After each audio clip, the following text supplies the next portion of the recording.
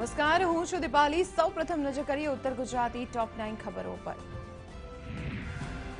રાજ્યમાં છેલ્લા 24 કલાકમાં કોરોનાના 1380 કેસ નોંધાયા। અમદાવાદ શહેરમાં સૌથી વધુ 289 અને સુરત શહેરમાં કોરોનાના 191 પોઝિટિવ કેસ સામે આવ્યા। રાજ્યમાં 14 દર્દીઓના કોરોનાને કારણે મોત થયા। રાજ્યમાં 1568 દર્દીઓ સારવાર બાદ કોરોના સામે જંગ જીતીને સ્વસ્થ થયા। આ સાથે જ રાજ્યમાં કોરોનાનું રિકવરી રેટ 91.56% થયો। રાજ્યમાં કોરોનાના નવા 1380 કેસ નોંધાયા।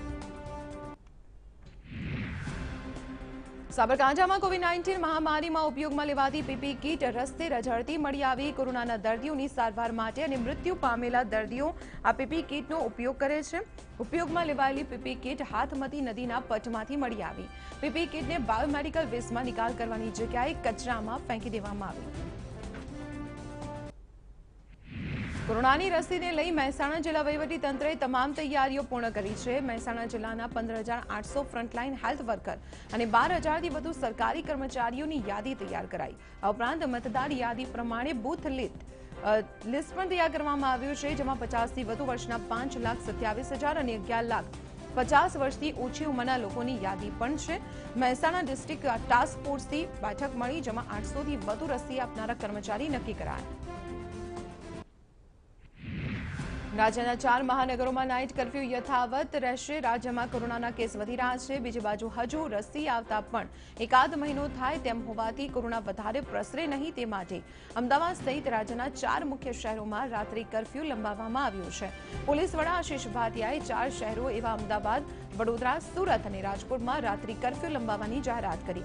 આ 4 શહેરોમાં નવો નિર્ણય ન લેવાય ત્યાં સુધી રાત્રિના 9 વાગ્યાથી સવારના 6 વાગ્યા સુધી કર્ફ્યુ યથાવત રહેશે। કૃષિ કાયદાના વિરોધમાં ખેડૂતો દ્વારા આપવામાં આવેલા ભારત બંધના પગલે સમગ્ર ગુજરાતમાં કલમ 144 લાગુ કરવામાં આવી। કોઈ પણ વ્યક્તિ ગુજરાતની શાંતિ ડહોળવાનો પ્રયત્ન કરશે તો તેની વિરુદ્ધ કડક કાર્યવાહી થશે।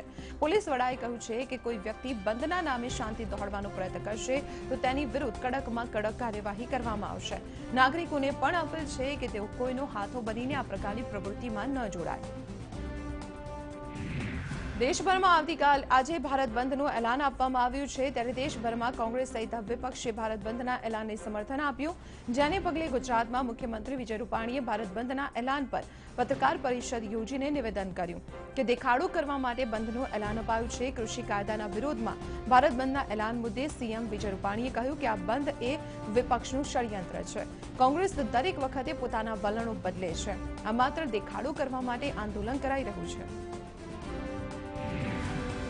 મહેસાણા જિલ્લાની એક પણ એપીએમસી ખેડૂતોના ભારત બંધના સમર્થનમાં નહીં જોડાય। ઊંઝા, વિસનગર, કડી, મહેસાણા, ખેરાલુ, સતલાસણા, બહુચરાજી અને વિજાપુર એપીએમસી આજે ચાલુ રહેશે।